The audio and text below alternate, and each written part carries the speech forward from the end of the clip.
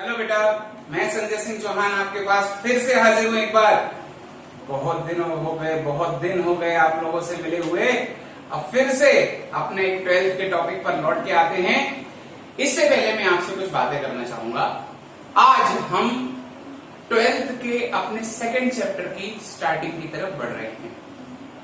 तो बेटा मैं आपसे ये कहना चाहूंगा, पिछले कुछ दिनों में आपने देखा होगा हमने कुछ डाउट सेशंस भी लिए थे।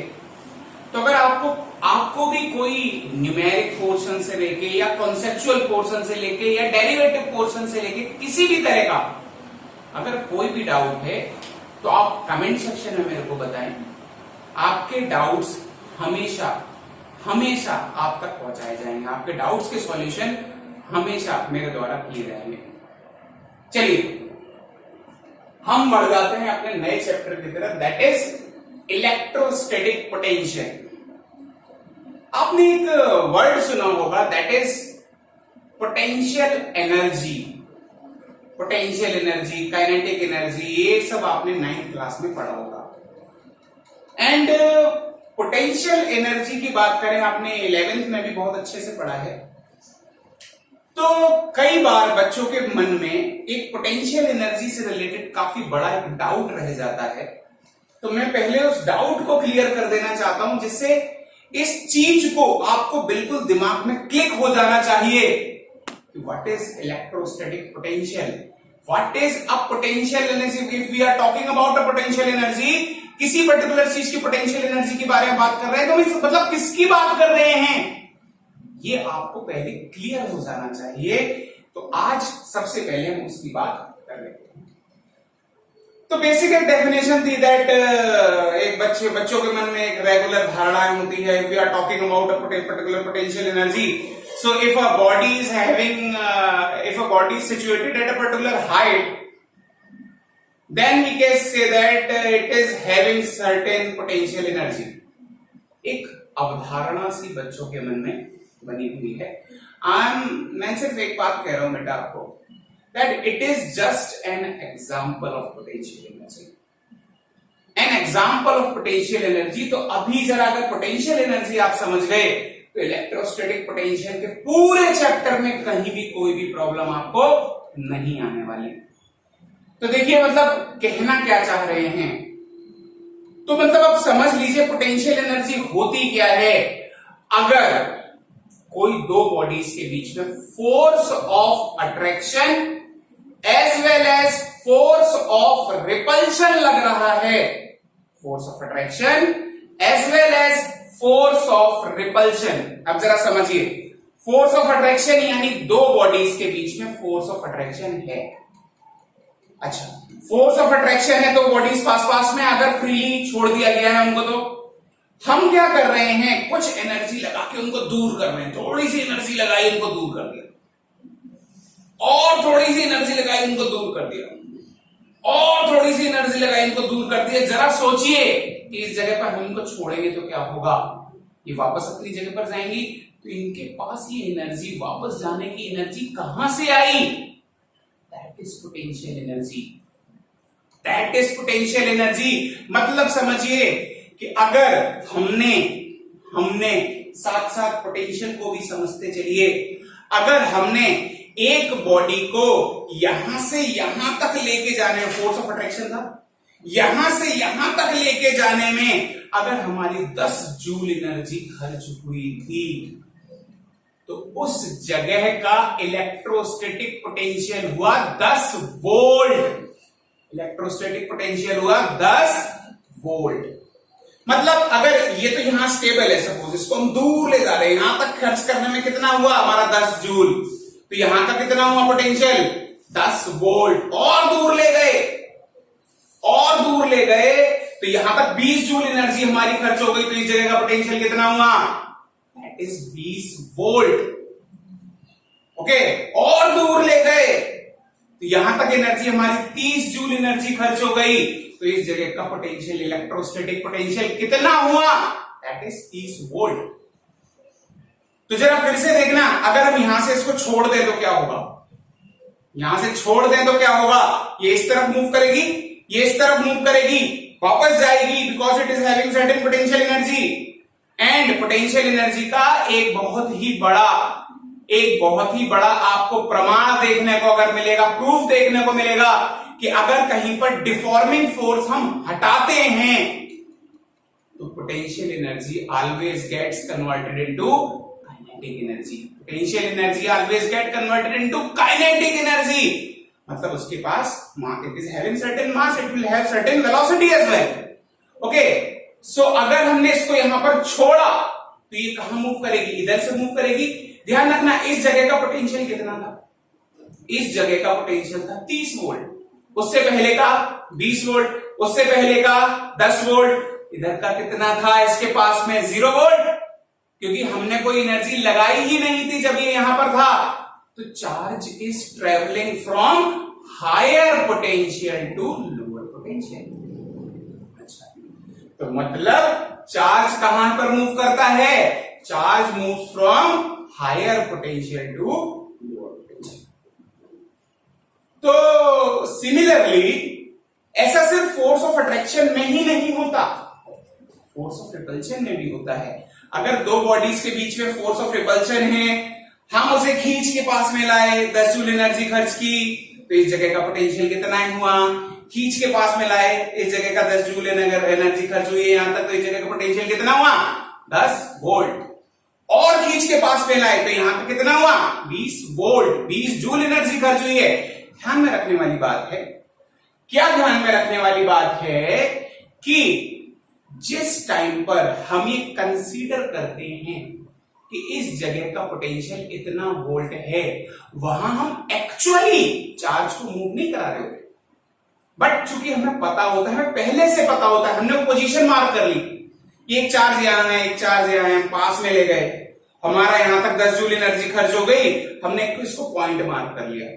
अब चाहे हम फोर्स लगाएं और चाहे ना लगाएं, हमको पता है यहां से यहां तक लेके जाने में हमारी 10 जूल एनर्जी खर्च हो जानी है, यानी यहां का पोटेंशियल कितना हुआ 10 वोल्ट। एंड अगेन हम पास में जाके इसे छोड़ देंगे, it will move from higher potential to lower potential. अच्छा, चलो इस चीज को एक और अच्छे से एग्जांपल के जरिए समझ लेते हैं। सपोज आप और आपके कोई घनिष्ठ मित्र, बहुत ही प्यारे वाले मित्र क्लास में बैठे हुए हैं, बिल्कुल आगे वाले रो में, सबसे आगे मेरे बिल्कुल सामने। तो भैया फोर्स ऑफ अट्रैक्शन बहुत ज्यादा है, घनिष्ठ मित्र हैं आप, तो जरा बताइए, मान लीजिए उस समय आप क्लास में थोड़ा सा ऊधम जैसा कुछ कहते हैं ना, थोड़ा सा शोरगुल कर रहे हैं, थोड़ा सा मिसबिहेवियर कर रहे हैं, दूसरे बच्चों को पढ़ने नहीं दे रहे हैं। हमने क्या किया, हमने एक फोर्स लगाया है, बोला एक इधर बैठेगा और एक उस कोने में बैठेगा, तो आपके जो फोर्स ऑफ अट्रैक्शन था उनको दूर दूर कर दिया। अब बेटा सच सच बताना कि आप पूरे पीरियड पर पढ़ोगे? नहीं पढ़ोगे। मेरे लिए मन में बहुत अच्छे ख्यालात उत्पन्न होंगे आपके अंदर। ये जो आपके अंदर उत्पन्न हो रहा है, that is potential energy, that is potential energy. And मैं फिर से कह रहा हूं कि whenever the deforming force is removed, मैं क्लास से बाहर जाऊंगा, that potential energy will get converted into kinetic energy. जैसे भी क्लास से बाहर जाऊंगा, आप दोनों फिर से एक पास आके बैठ जाएंगे यहां पर।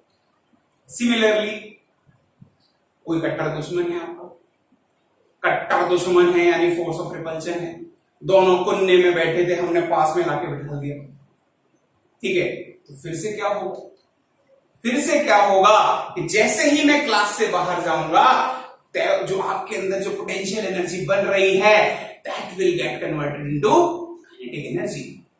तो पोटेंशियल एनर्जी, काइनेटिक एनर्जी, इन सब चीजों के बीच में ये रिलेशन आपको बहुत अच्छी तरह समझ आना चाहिए बेटा। तो हम जरा पहले इलेक्ट्रिक पोटेंशियल एनर्जी, इलेक्ट्रिक की बात कर रहे हैं, इलेक्ट्रोस्टैटिक पोटेंशियल की बात कर रहे हैं, तो concept of potential energy I think आपके समझ में आ गया होगा, ठीक है। तो हम जरा थोड़ा सा इसमें आगे बढ़ जाएं कि इलेक्ट्रिक फील्ड की बात करें फिर से। इलेक्ट्रिक फील्ड, तो हम ये बात करें that electric field around a charge, किसी चार्ज के अराउंड इलेक्ट्रिक फील्ड अगर हम कैलकुलेट करें तो दो तरह से कैलकुलेट कर सकते हैं। पहला, खुद electric field lines itself, electric lines of force या इलेक्ट्रिक फोर्स, इलेक्ट्रिक की इंटेंसिटी, फील्ड इंटेंसिटी कितनी है खुद उसके जरिए। और दूसरा जो तरीका है कि हम इलेक्ट्रोस्टैटिक पोटेंशियल की हेल्प से भी कर सकते हैं। दोनों में अंतर क्या होता है बेटा? दोनों में अंतर यह होता है that electric field is a vector quantity and electrostatic potential is a scalar quantity. But दोनों एक दूसरे से इंटर रिलेटेड होते हैं। किस तरह से इंटर रिलेटेड होते हैं हम आगे के चैप्टर में इसको धीमे धीमे धीमे धीमे समझेंगे। ओके, तो अब जरा हम फिर से वाली बात कर रहे हैं। इस इलेक्ट्रिक फील्ड को आप समझ गए किस तरह से दो चीजों में कन्वर्ट करके आपको दो चीजों के हिसाब से आपको निकलना है, एक खुद इलेक्ट्रिक फील्ड और दूसरा इलेक्ट्रोस्टैटिक पोटेंशियल। सपोज एक जगह हमने एक फिक्स्ड चार्ज रख लिया तो ये अपनी क्या बनाएगा? इलेक्ट्रिक फील्ड बनाएगा। इस चार्ज को नाम दे दिया हमने सोर्स चार्ज। क्या नाम दे दिया? Source charge. चलिए एक दूसरा चार्ज हम लेके आए, सेम चार्ज है, लाइक चार्जेस है, ठीक। इस चार्ज को रख के हम टेस्ट कर रहे हैं कि यहां तक लाने में कितनी एनर्जी खर्च हो रही है, यहां तक लाने में कितनी एनर्जी खर्च हो रही है, ठीक। तो इस चार्ज को रख के अलग अलग जगह टेस्ट कर रहे हैं, तो इस चार्ज का नाम हमने दे दिया टेस्ट चार्ज। क्या नाम दिया? Test charge. चलिए अभी तक मान लीजिए ये इसकी इलेक्ट्रिक फील्ड में नहीं आया है, तो तब तक इसके ऊपर कोई फोर्स नहीं लगेगा। जैसे ही इसने इसकी फील्ड में एंटर किया, इसके ऊपर क्या लगना चालू हो जाएगा? एक force of repulsion. Force of repulsion. तो जैसे ही एंटर किया इसके ऊपर फोर्स ऑफ रिपल्शन चालू हुआ। सपोज इस पॉइंट ए पॉइंट तक आते आते इसने 10 जूल एनर्जी खर्च कर दी। मतलब उस फोर्स ऑफ रिपल्शन को ओवरकम करके हम अंदर लेके आ रहे हैं तो हमारी एनर्जी खर्च होगी। मतलब ए पॉइंट तक आते आते 10 जूल एनर्जी खर्च हो गई, हमने और एनर्जी लगाई और अंदर लेके जा रहे हैं। सपोज इस बी पॉइंट तक आते आते 20 जूल एनर्जी खर्च हो गई। तो अब अगर इस चार्ज के कंसीडरेशन को ना भी माने तो हम ये बोलेंगे कि इस जगह का पोटेंशियल है 10 वोल्ट और इस जगह का पोटेंशियल है 20 वोल्ट। सिमिलरली इस जगह का पोटेंशियल जितनी एनर्जी खर्च होती जाएगी उसके करस्पॉन्डिंग होता चला जाएगा। अब हम बात करें कि what is the meaning of potential difference. Potential difference, अब ये क्यों जरूरी है भैया पोटेंशियल डिफरेंस को निकालना? पोटेंशियल डिफरेंस होना क्यों जरूरी है? क्योंकि अगर पोटेंशियल डिफरेंस होगा तो ही चार्जेस मूव करेंगे। आपने घर में जानते ना, आपके घर में वोल्टेज आता है 220 230 वोल्ट, तो दैट इज पोटेंशियल डिफरेंस। क्योंकि अगर पोटेंशियल डिफरेंस होगा, एक तरफ हायर पोटेंशियल होगा एक तरफ लोअर पोटेंशियल होगा, तभी अभी हमने थोड़ी देर पहले क्या समझा, तभी चार्जेस मूव करेंगे। तो अगर हम यहां पर VA VB हम V का पोटेंशियल माने माइनस VA का पोटेंशियल माने तो ये कितना हो जाएगा? इधर का हो जाएगा 20 वोल्ट माइनस 10 वोल्ट, तो that will be equals to 10 volt. तो ये होता है दो पॉइंट्स के बीच का पोटेंशियल डिफरेंस।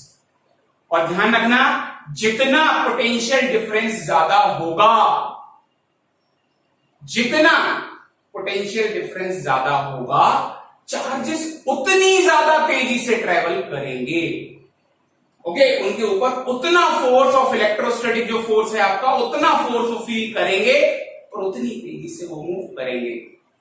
तो चलिए, तो अब एक चीज जरा हमको समझ में आ रही है कि अगर पोटेंशियल की वैल्यू होती है वो क्या होती है?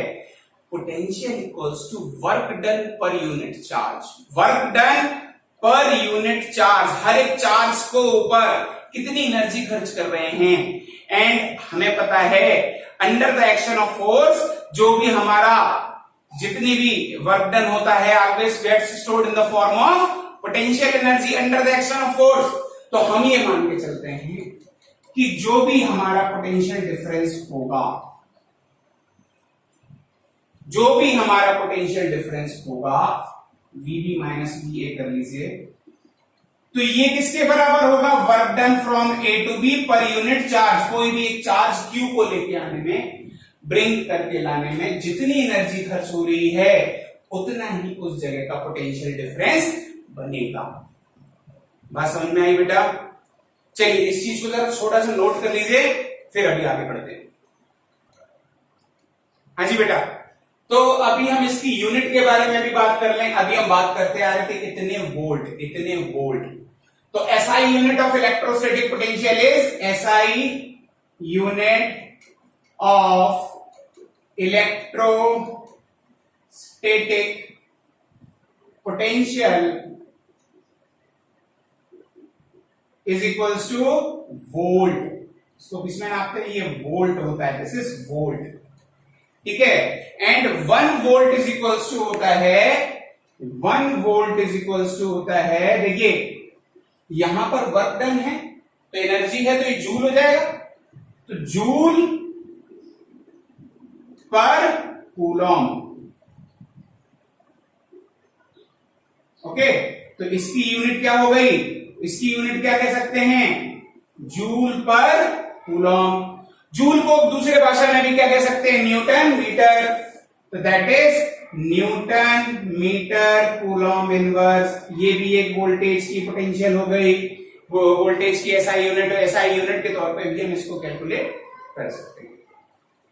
तो चलिए बेटा, आगे के आने वाले वीडियोस में, जल्दी आएगा आपका वीडियो, इस बार लेट हो गया, आगे के आने वाले वीडियोस में हम बकायदा इसका डेरिवेशंस करेंगे कि इलेक्ट्रिक पोटेंशियल को अगर हम इलेक्ट्रोस्टैटिक फोर्स के जरिए निकालें तो कितनी वैल्यू आती है, इलेक्ट्रिक फील्ड के हिसाब से निकालें, क्या रिलेशन होता है, दो चार्जेस हैं उनके बीच में फोर्स कितना लग रहा है, तो उनके बीच में क्या रिलेशन होता है, इलेक्ट्रिक फील्ड के बीच में क्या रिलेशन होता है, और इलेक्ट्रोस्टैटिक के बीच में क्या रिलेशन होता है। फिर अब कॉन्सेप्ट ऑफ पोटेंशियल एनर्जी तो समझ लिया, उसकी जरा हम डेरिवेशन भी करके देख लेंगे कि भैया कितना निकल के आता है।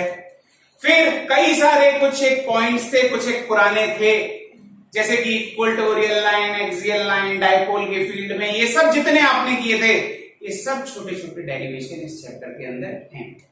तो हम डायपोल के बारे में भी इसमें थोड़ा सा बात कर लेंगे और कई सारे पॉइंट्स हमारे निकल के आएंगे। फिर हम आगे, अगर आज पहला दिन है इस चैप्टर का, तो हम अभी ओवरव्यू ले रहे हैं, थोड़ा सा समझ लिया, अब हम ओवरव्यू ले रहे हैं।